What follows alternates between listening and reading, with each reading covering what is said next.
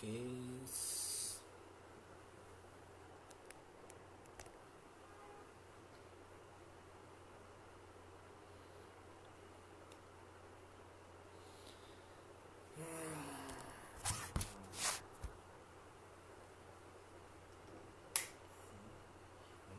Better.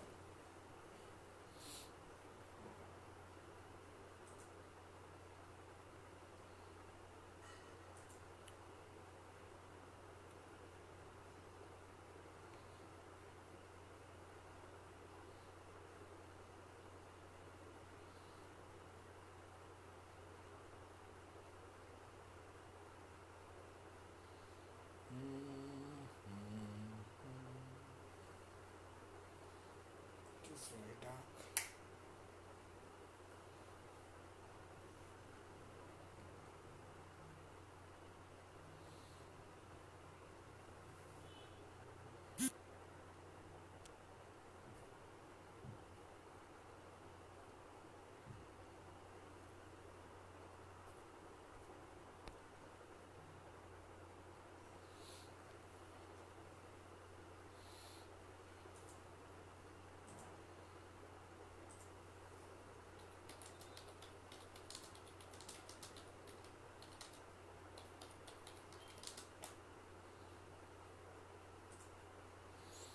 Okay, someone joined. Great. So we have an audience.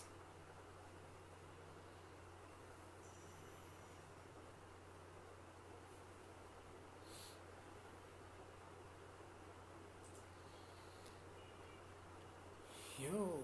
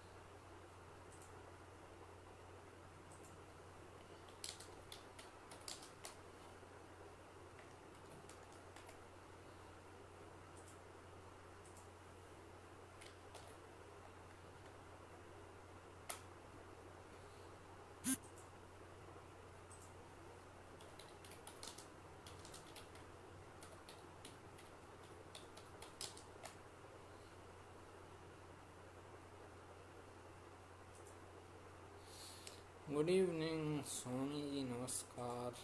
Namaste. Namaste, sir. Namaste. Good evening to all of you.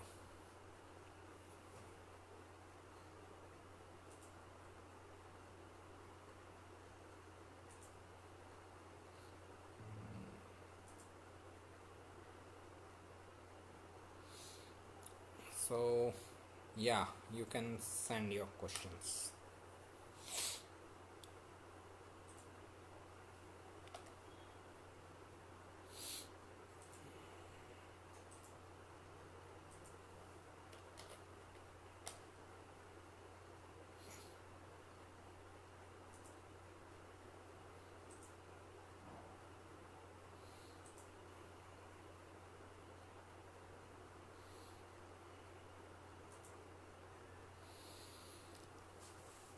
Okay.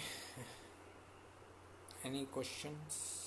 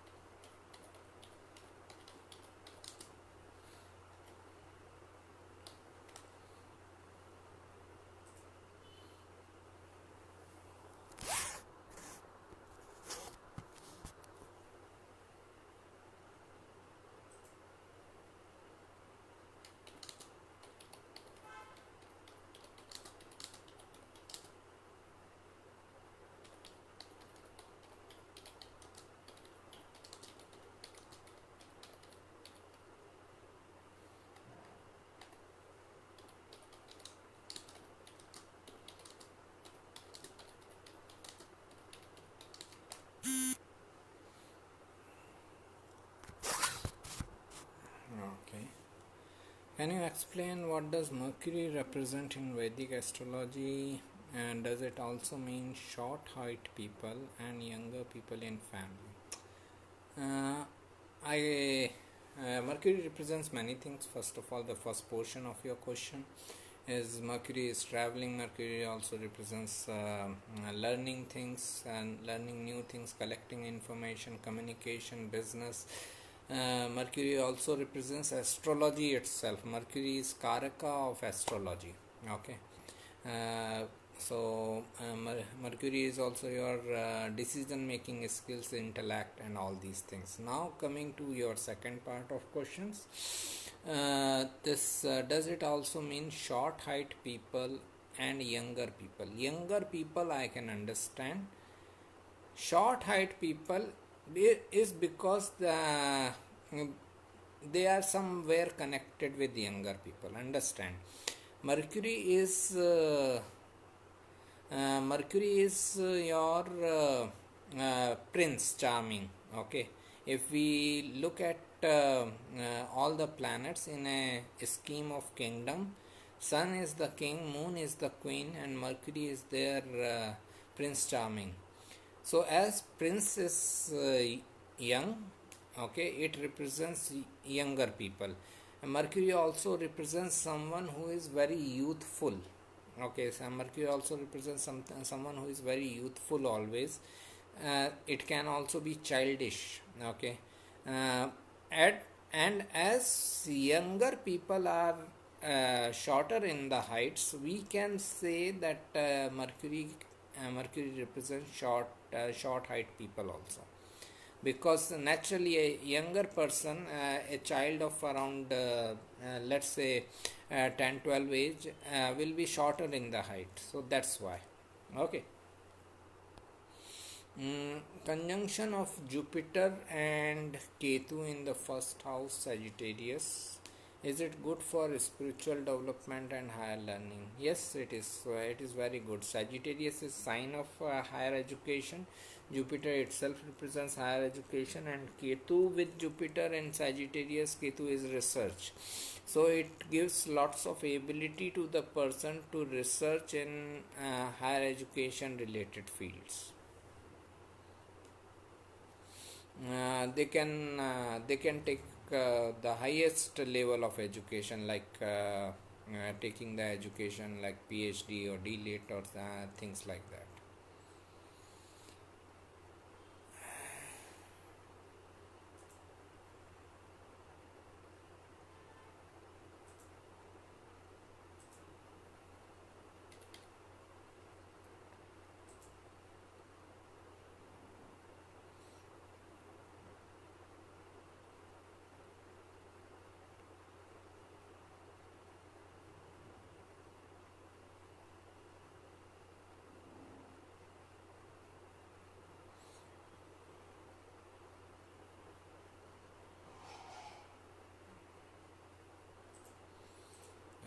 Okay, any question?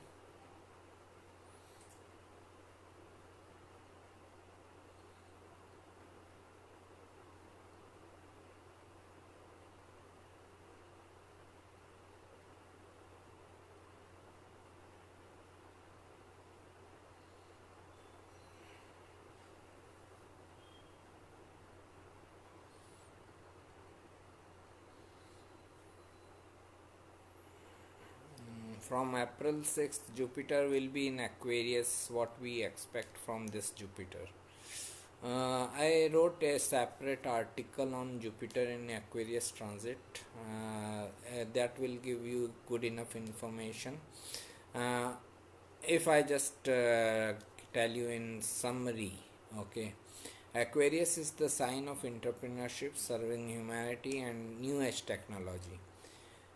Jupiter expands things. Jupiter expands the results of any house or any sign it gets into. So in Aquarius sign, it is going to expand the traits of IT, information technology, new age technology, or the results of entrepreneurship. People can be more inclined towards entrepreneurship way of living or way of career. It can also expand people's knowledge in the information technology, and people will be more inclined towards serving humanity through their knowledge is spread through new age technology. This is also one of the result. Understand, Jupiter is coming in Aquarius, and we are already going towards a time or era where all the knowledge gaining and knowledge sharing is online now. Okay, everything is becoming online, so this transit is going to like make it more profound, that people will be learning things, sharing things only through online ways or new age technology. So we will see more people spreading their knowledge, sharing their knowledge through online mediums. If ascendant lord is weak, okay, makes sense. Thank you, Mavish. Then if ascendant lord is weak, Kark Lagna debilitated moon, but Venus and Sun exalted. Venus and Sun exalted. Okay. Do the good effects of these planets become weaker during their dashas? I don't think so. Moon is debilitated in the fifth house for Cancer person. Okay, what it brings as a result is that fifth house is the house of mainly love, romance matters. Okay, and moon is debilitated there, so they whenever they get attracted towards someone, or they whenever they attract someone in their relationship matters, they may be attracted towards a very wrong type of person. Okay, they may not be attracted towards a genuine person. There is a good amount of possibility of cheating or fraud involved. So in relationship matters, it is a difficult moon. But if you consider it as a like educational planet, so it can be very good for any education in research oriented activities, because Scorpio is research and fifth house is education. So this moon can help you in research oriented activity. Venus exalted, Sun exalted, I think they can give results as per their position, and those results mainly will be beneficial because they are exalted. Just because moon is debilitated, I don't see that everything else is also like getting weaker in the chart. Okay, so Venus and Sun should be able to give the results as per their dignity. Okay. Oh, we have a big question. Planets affect on native. Okay, what is the sequence of priorities? House it is located, bhava it is located, star in which is located, star padam in which it is located, planet with which it is conjunct, or planet it is seen by. Coupled with this, as owner of a star, house, bhava, and nasargic kark tattva, what is the way we should analyze? In case of two or more planets influencing certain things, how to make make a final call to decide who decides the final outcome? Please take more time to explain. It is very easy. It will be done in couple of minutes. Okay. So this is the hierarchy. If I understand your question well, you want to know if moon and sun are joined together, conjunct together, or if moon and Mars are conjunct together, or 3 or 4 planets are conjunct together in one house, then which planet is going to impact which planet. Okay, so this is the hierarchy. Moon is at the base of hierarchy. Moon is the most feeble planet. It is the weakest planet. Okay, understand why? Because moon's basic existence comes because of reflection of sunlight. We can see moon only because sunlight is falling on it. Okay, Without sunlight we cannot even know where is the moon. Okay, so moon's basic existence depend upon the impact of another planet. So moon remains at the base of the hierarchy. Moon doesn't impact any other planet. Moon gets impacted by every other planet. That is why moon represents mind, because our mind gets impacted by everything which happens around us. Okay, moon is at the base. After moon, Mercury. Mercury impacts moon and gets impacted by every other planet. After that, Venus. Venus impacts Mercury and moon and gets impacted by every other planet. After that, Sun, Mars, Jupiter. Sun, Mars and Jupiter, they all three planets are equal in strength. They all are masculine planets, equal in strength, so they impact each other. They can impact Mercury, Venus and moon, and they get impacted by nodes and Saturn. If you have Sun, Mars, Jupiter conjunction, let's say if someone has Sun, Mars, Jupiter conjunction, then it depends on which planet has the better dignity. If Sun is exalted, Mars is in own sign, and Jupiter is in friendly sign, Sun will have the higher say in that conjunction. If Mars is exalted and Sun is in Capricorn and Jupiter is in Capricorn, Mars will have a higher say. So like this, then we have to go into the dignity, who has the best of the dignity. Exaltation is always the best dignity. Okay, then after Sun, Mars, Jupiter comes Rahu, Ketu. Rahu, Ketu impact every other planet except Saturn, and in the end Saturn doesn't get impacted by any planet. It impacts every other planet. Saturn remains the big boss. Okay, understand? It is something we can see in astronomy also. Saturn is the furthest away planet from the sun. Among all these visible planets, Saturn is the furthest away. So when it takes the orbit, it covers all other planets within its orbit.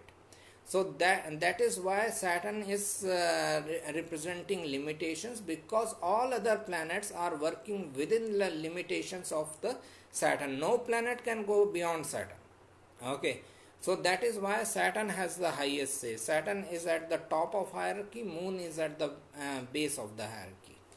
I hope this answers. You are doing the double transit impact on Libra. Around 25th April, Sun, Mercury, Venus is also aspecting on Libra from Aries. How is going to add up on Libra signification? Means it will further make Libra prominent for all of us. In whichever house Libra is falling, because so many planets will be impacting Libra for that 1 month. Not only Jupiter, Saturn transit, but Sun, Mercury, Venus will also impact. So if someone is like having the dasha of Libra Lord Venus, at that time some important events of that house related things can happen. Okay. But I am not covering that portion because it is only for 1 month. 1 month is a very small time window to predict anything prominently. Okay, when we look for prediction, we look for at least 5-6 months time period, because that is a good enough time window to give you an event.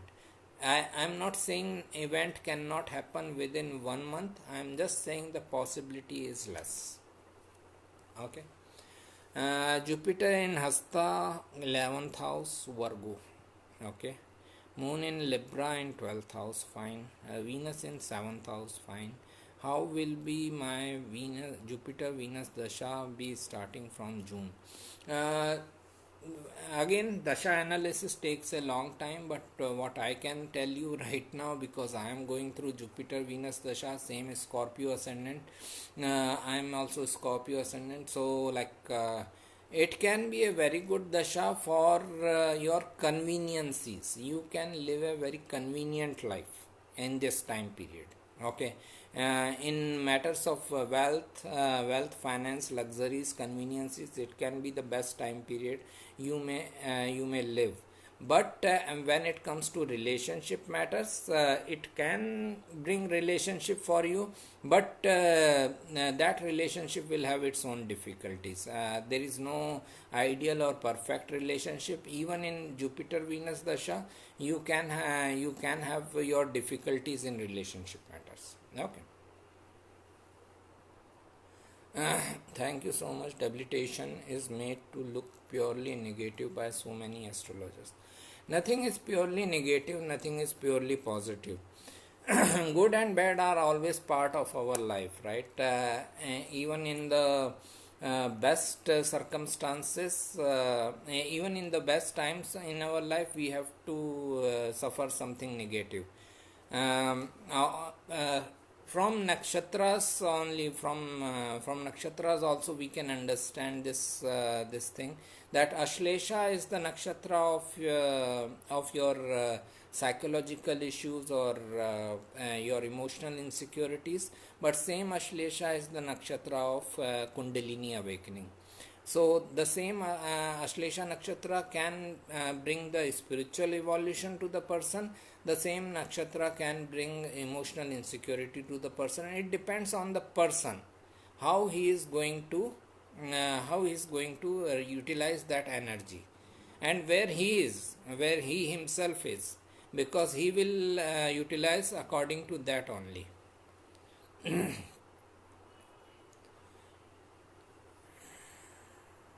Good evening. Does nakshatra lord matter, sir? We see sign lord, example given Mars in Magha, 10th house, Ketu in Rohini in 7th house. Everything matters. In astrology, as I said, that we should always be inclusive. We should not leave anything. Leaving anything is more troublesome. Being over inclusive is not a troublesome thing. So, if you can look at nakshatra lord position, that is an additional thing. It just shows that where and the direction in which the planet's energy can be expressed. If Mars is in Magha in 10th house, as you said, and Ketu is in 7th house Rohini, it shows that like Mars energy is directed towards the 7th house, business, other people, masses. Okay, so this is also important. Hello, madam. Good evening. Good evening. For Aries ascendant, what is the effect of on health if Sun, Moon, Saturn, Jupiter are in sixth house, Venus is in fifth house, Mercury is in seventh house, respectively? There is lot of energy in the sixth house. Sixth house is the main house of health issues. So when Sun, Moon, Saturn, Jupiter, four planets are in the sixth house, this person should be careful and proactive about his health issues throughout his life. Okay, because understand, if we just take planets Sun, Moon, Saturn, Jupiter. Now the sign falling is there, is Mercury ruled. So another planet is Mercury. Some planets will be in Hasta, okay, and moon ruled. Some planets will be in this Chitra, Mars ruled, and some planets will be in Uttara Falguni, sun ruled. So even if some planet is in Chitra Nakshatra, that is ruled by Mars. So what I am saying is that out of 9 planets, 6 planets are activating this house: Sun, Moon, Jupiter, Saturn, Mercury, Mars. Okay, so 6 planets dasha will keep this 6th house active. So it doesn't matter whether the person is under this dasha or that dasha, the person is always having this activation of the 6th house. That means he needs to be careful. I am not saying he will be always having health issues. I am saying he needs to be always be careful, be proactive means preventing himself from illness and diseases. Okay, this person needs to be very proactive. He should not wait till the last time when the this illness or diseases started showing its impact. He should be careful. He should be proactive. Also, at after certain age, like when we are 20-25, after that age we know our physical body well enough, right? We have the idea that okay, if I fall sick at some time, these are the primary symptoms I get. So be careful about these symptoms. So whenever you have symptoms, just be proactive and start your medication. Don't wait for the actual disease to come. Okay. So with this type of planetary placement, the person needs to be very proactive in health issues. I can enumerate like a moon is it can give mental health issues. It can bring depression. It can bring pessimistic approach. Sun can bring heart related problems or brain related problems. Saturn can bring bone related problem. I'm not saying all these problems are going to come. So now in whichever illness is giving you the symptoms, start working on it. Start being proactive. Don't wait for the illness to increase and then start curing yourself. Nothing. Preventive medication is necessary in these type of circumstances. uh, Thank you for speaking on hierarchy of the planet, but what about the other issues like house, bhava, star, pada, the location of the same in amshas, bird's eye view, sir. Everything is an addition. That is my bird's eye view. Everything is an addition. Everything gives result. Okay. So bhava is important. Bhava means houses only, right? Bhava houses are important. Star is important. Sign is important. Pada is important. Everything is important. Okay. Uh, so it depends upon the whole chart, and finally the dasha person is running. Okay, that dasha will indicate that what type of events can happen and how this person is going to utilize this energy. Okay, so everything is equally important. Okay, somehow I cannot explain everything in this 1 hour session because it will take the whole of 1 hour. Okay. If Mars is present in 10th house, then is it true that the debility of Jupiter is really cancelled? Nothing cancels anything in astrology. Everything is in addition, as I said. So if Mars is in 10th house, so if Mars is in 10th house, it will give you the result of 10th house Mars, and if Jupiter is debilitated, it will give you the result of Jupiter debilitation. Okay, so this is what astrology is all about. Understand through a simple example. Suppose I prepare tea, I put some sugar into it, and then after some time by mistake I put some salt into it. Now salt is not going to cancel sugar, sugar is not going to cancel salt. Tea will have essence of both the sugar and salt. Okay, so this is the importance here. Every planet will give its result. There is nothing like cancellation. Atmakarka in the nakshatra of Sun, great. Sun in the nakshatra of Rahu, Rahu in the nakshatra of Atmakarka. Okay. Moon also in the Atmakarka nakshatra.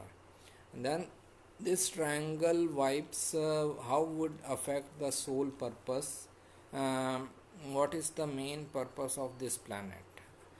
First of all, I am not aware of your Atmakaraka. I am not aware of what are the nakshatras involved, because nakshatra of Sun means there are 3 nakshatra. Nakshatra of Rahu means there are 3 nakshatras. Nakshatra of Atmakaraka, I don't even know what is the Atmakaraka. So that is the thing. Only thing I can tell you with this limited information is that Rahu represents illusion. So this person can be under illusion regarding his destination or purpose of life for quite a certain time, like after mid 30s, or when he goes near 40s, then he may start realizing his purpose of life or destination in life. uh, Before it, this person can be under illusion. Good evening, madam. uh, Then what to expect? Second Saturn return, fourth or fifth Libra Lagna, Saturn conjunct Ketu also. Okay. Uh, Same things which we can expect in first Saturn return. Understand why Saturn return is difficult. We are bothered by one Saturn only. Okay. Anyways, one Saturn in our chart is enough to trouble us. Now Saturn is transiting over birth Saturn, so it is like having two Saturns in a particular house at some point of time. With Saturn, it doesn't matter if it is fourth lord, fifth lord, it is Yoga Karak, Vargottama, exalted, debilitated, nothing. It is easiest planet to interpret. Okay, because it is going to create some difficulties and challenges wherever it is transiting. So in fourth house, if it is transiting, you can see some troubles at home, you can have some difficulties with your people at home, you can have issues in real estate matters, you can have disturbance in peace of mind. Okay, that is all Saturn represents. As it is second Saturn return, matlab means a person is very close to 60 years of age. Person should be careful about his health issues, especially bone, teeth and chronic nature of diseases. And as it is with going over Ketu also, it is they can be separated from their homeland if it is in the fourth house, or their mother, or their real estate properties. One more question, if okay. Third house being very strong, Mars Saturn. What is the question here? Just a second.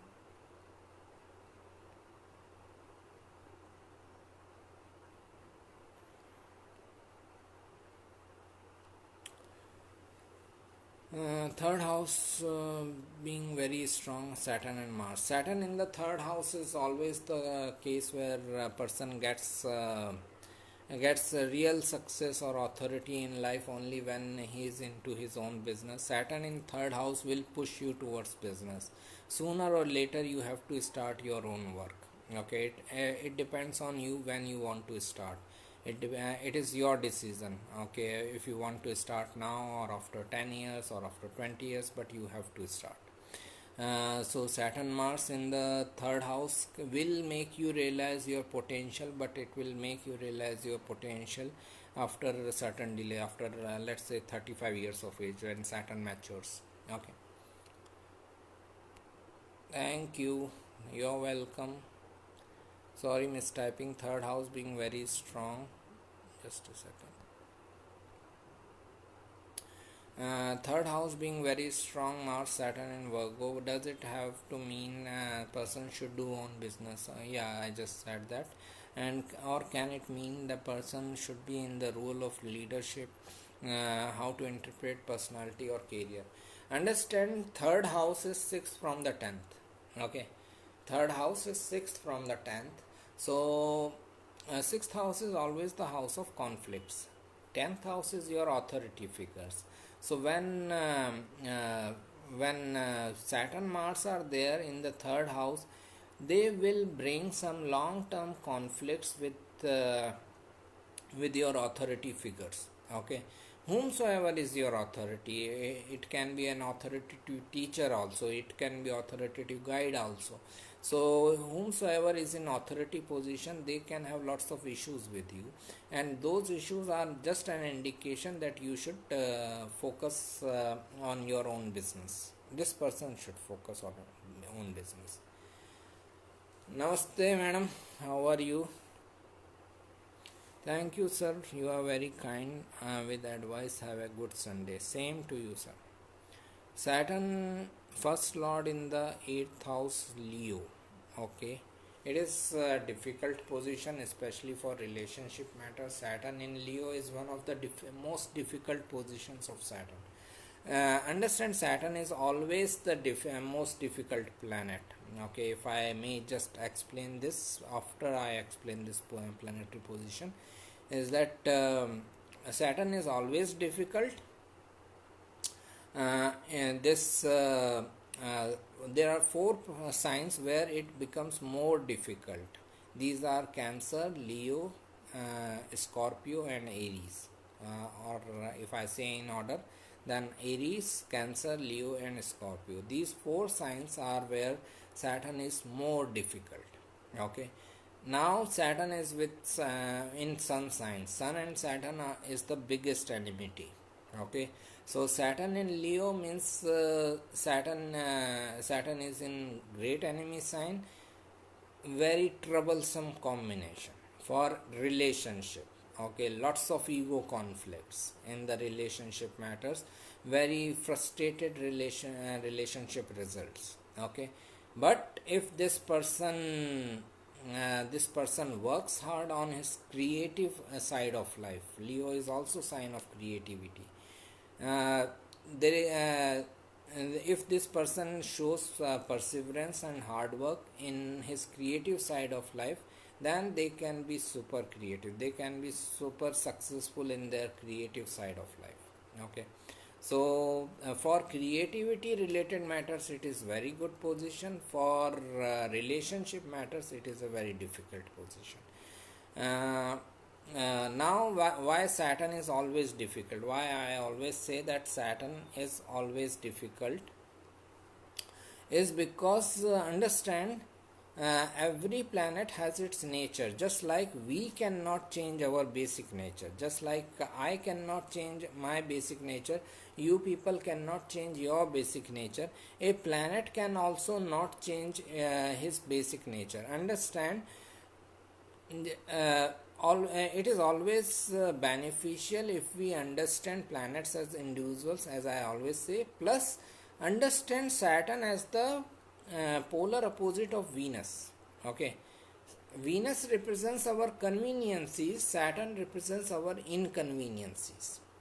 Okay, so just like Venus represents conveniences, luxuries, wealth, all those things in any house and any sign, Saturn represents our inconveniences, challenges, misery in every house and every sign.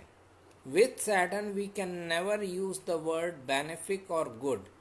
Either it is bad or it is worse. Either it is malefic or more malefic. It is never a benefic planet. Especially in early age, especially when you are in your teenage and your 20s, that is the time where you have to put best of effort. By the age of 30-35 you get used to Saturn. It is not that Saturn is changing its nature, it is just that you are used to the Saturn's energy.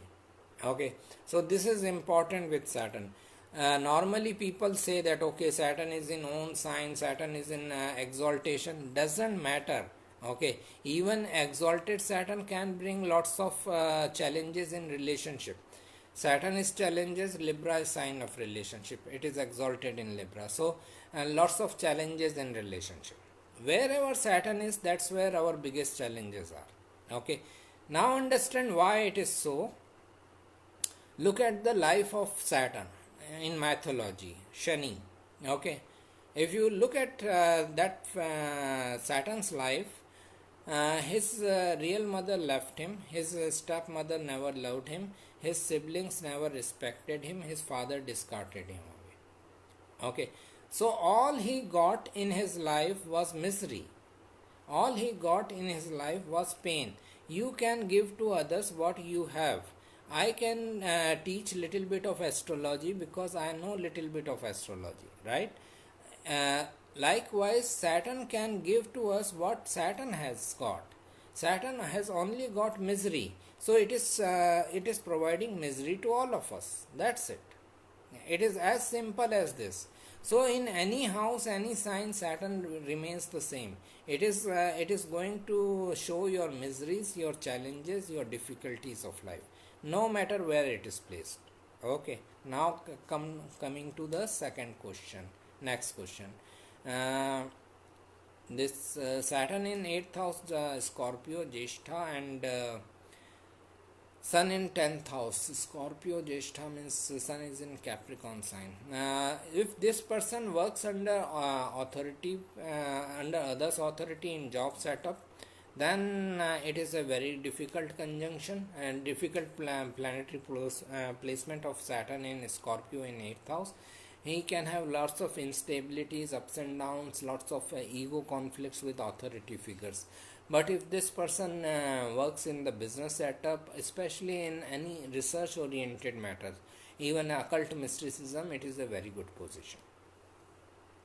Also, Mars in Pisces with Rahu and Jupiter very weak in physical energy.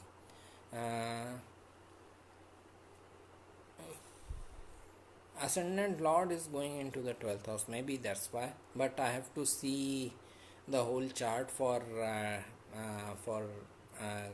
saying anything about person's overall health. From this position I can say that in spiritual matters this person can be very creative. Okay. Rahu, Mars, Jupiter, 12th house, Pisces, it is a very spiritual planetary placement. If this person meditates regularly, then he can have some mystical or spiritual experiences. Hello Darja, how are you? How is Jupiter conjunct Rahu in Pisces in 4th house? Is Jupiter afflicted if it is placed in Pisces, and 9th house conjunct Venus?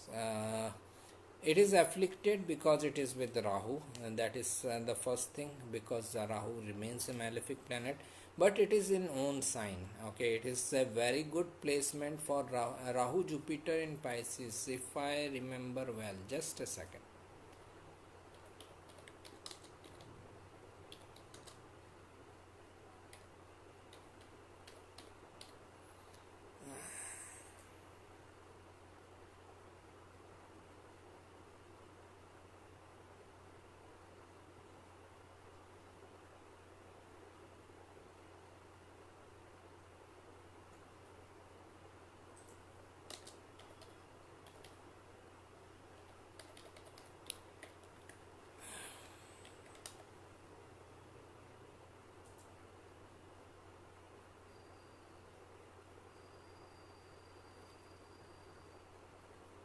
Yeah, so I was thinking, and I was right that Carl Jung had this position. Carl Jung, the famous psychologist, some people call him Carl Jung, Carl Jung, but Carl Jung had this planetary position of Rahu and Jupiter in Pisces. His chart can be helpful in the same 4th house. So just check his chart. He was a very good legendary psychologist. Okay, if you are talking about psychology, and you have to talk about two people, Sigmund Freud and Carl Jung. So Carl Jung was a legendary psychologist. This planetary position can be very useful in anything to do with imagination, psychology, subconscious mind, spirituality, occult. He was also very interested in astrology. I was reading a book recently, and in which he exchanged some letters with Sigmund Freud, in which he said that he was learning astrology. So that is the thing. For anything related with Pisces nature, the imagination, creativity, spirituality, occult side of life, this is a very good position of having Rahu Jupiter in Pisces. Saturn in Pisces, ninth house. Again, this is where ninth house is your belief system, and Pisces is the sign of your spirituality. It shows that because Saturn is delays, it shows that person's spiritual belief will develop with delay and hard work, perseverance. In initial life, they may not get the right spiritual guru. In initial life, they may not have good. Their own belief system. They may work on borrowed beliefs, that okay, this person told this person told this, and they somehow develop a belief system for themselves. But when they get older, they will find their own belief system. Okay, so it is a good position to work on matters of higher education, religion, philosophy, literature, guidance, counseling, but the results will be delayed as always with Saturn. If Jupiter is in Sagittarius in 12th house for D1 chart, but in Virgo D9 chart, does this weaken the effects during the dasha, or is Jupiter still strong in this placement? For me, it is still strong. Suddenly, I started learning astrology. My Rahu Mahadasha started in 2018. Somewhere a standard of living changed in a positive way, but health problem increased. It's in 6th house of Virgo. Yeah, Rahu in 6th house Virgo can bring, because its dasha is going on, it can bring some health issues. As Rahu represents illusion, it can be like that type of scenario where you have some health issues, but they are not diagnosed properly. Take a second opinion if you get into those type of circumstances. But at the same time, Rahu also represent alternate medication. Alternate medication can be more helpful for you if you are having some health issues. Then go for alternate medication. It can be anything: Ayurveda, homeopathy, naturopathy, Reiki healing, pranic healing. Any kind of alternate medication can be more helpful.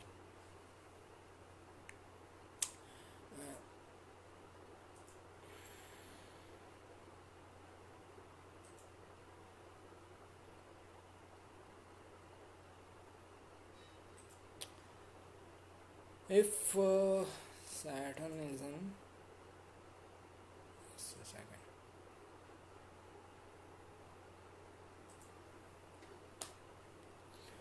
Okay, if Saturn is in Capricorn in second house, does it protect the natives' health, longevity? Yeah, they say that whenever Saturn is impacting 8th house by sitting there, uh,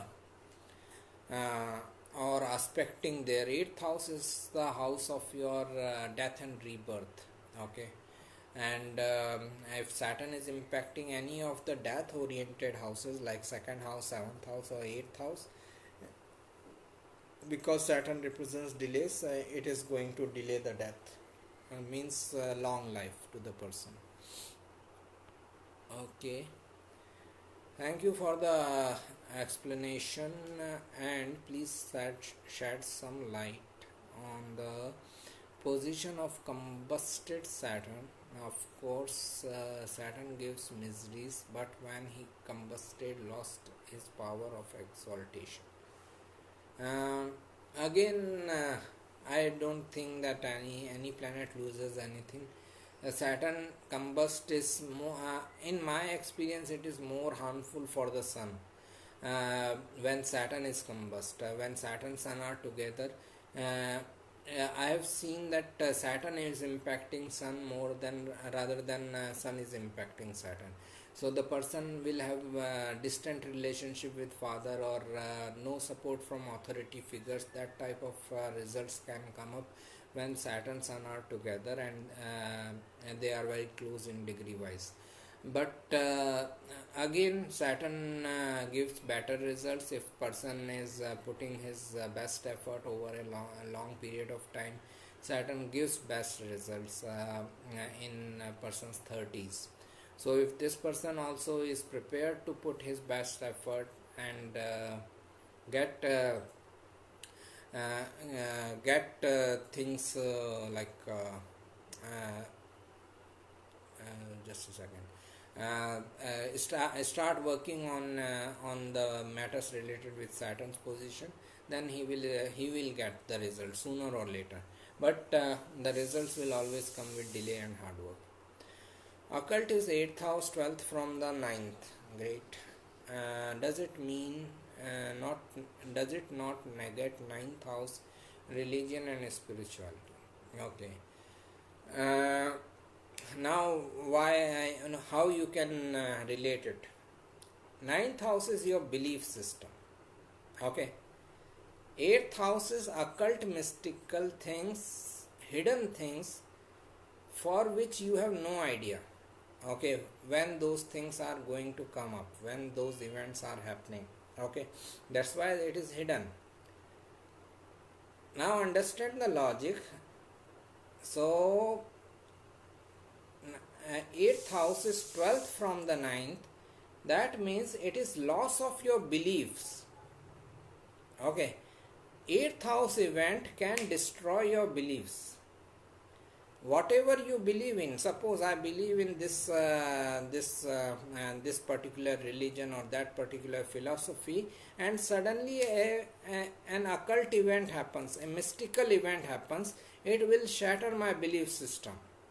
Okay, because my belief system is based on some theories, some philosophies, some literature, some religious books, and now is a mystical event is taking place in the 8th house, and that is going to shatter my belief system. Now I am questioning my belief system. What was wrong? Why I didn't have this idea because of my belief system? So that is where 8th house is 12th from the ninth, and it shows loss of your belief system, where your belief systems can be destroyed because of a mystical event. Moon in 8th house, Moon in 9th house in D1 chart, but in 8th house in Bhavchalit chart and in KP, right? So which is correct placement of Moon? Thank you for your knowledge and wisdom. For me everything is correct. For me D1 is most important. I have repeated it several times. D1 is the mother of all charts. If you don't have a D1 chart, you can't even make your Bhavchalit chart or KP chart. Okay, this is the best logic I can give why D1 is the most important chart. So I will look at D1 chart placements, but at the same time I am not saying that D9 or D10 or Bhavchalit chart or this chart or that chart, they are not important. I am not saying that. I am saying D1 is most important. Once you finish looking at D1 chart, then you can go into other charts. Okay, so I will look at other charts afterwards. Another thing is that all charts get aligned with each other. The fact that they are coming from one D1 chart, fact that every planetary placement is coming from one D1 chart, all charts are going to be aligned with each other. They are not going to contradict with each other. If you see a contradiction, that is a mistake of astrologer, not astrology. Okay, just remember this thing. Okay, I think we have had a good session.